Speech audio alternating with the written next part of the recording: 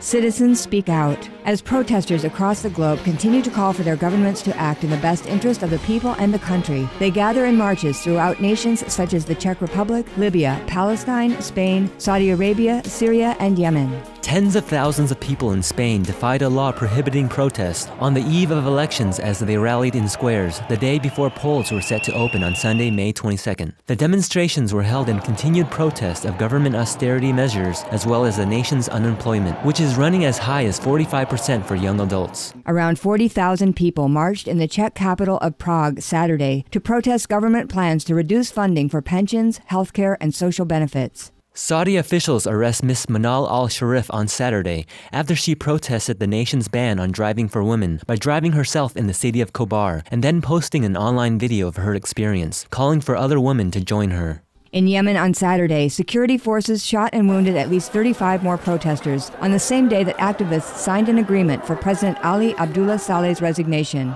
However, the president refused to sign the following day, saying that other signatories must return to sign in his presence. Also on Sunday, envoys of the U.S., UK, European Union, Saudi Arabia, Kuwait, Oman, and the United Arab Emirates, who had been waiting in an embassy to go witness the president's signing, were airlifted to safety by Yemeni personnel after the embassy was surrounded by armed presidential supporters. Meanwhile, hundreds of thousands of protesters took to the streets of the capital Sana'a in one of the largest rallies since demonstrations began last January.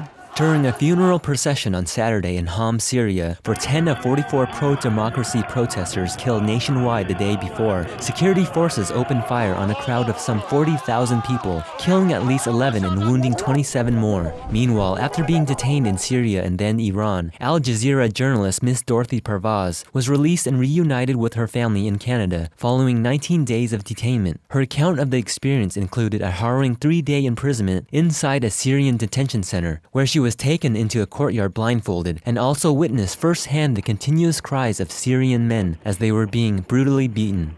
In Libya, the European Union opened a new office in the revolutionary-controlled capital Benghazi on Sunday. Arriving for the ceremony, Foreign Policy Chief Catherine Ashton said that it would be an honor for her to meet those persons who have been striving for a better future for Libya. Meanwhile, activists in the cities of Yefren and Al-Gala appealed for help to end a nearly 2-month siege on residents there, with daily attacks from government forces. In sadness for the lives lost, we pray for the tragic conflicts to end quickly and for the deserving people and nations everywhere to proceed in decisions bringing freedom, peace, and dignity for all.